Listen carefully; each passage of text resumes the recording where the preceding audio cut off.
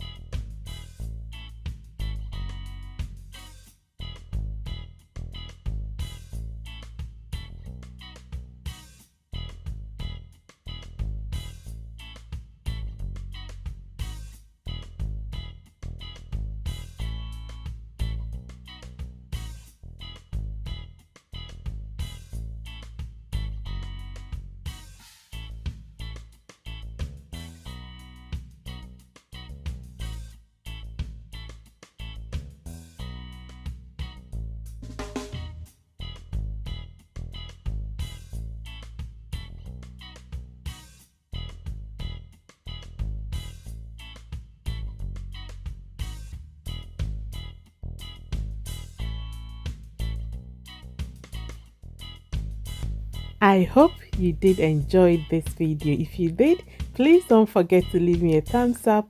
Please don't forget to share and subscribe. Thank you.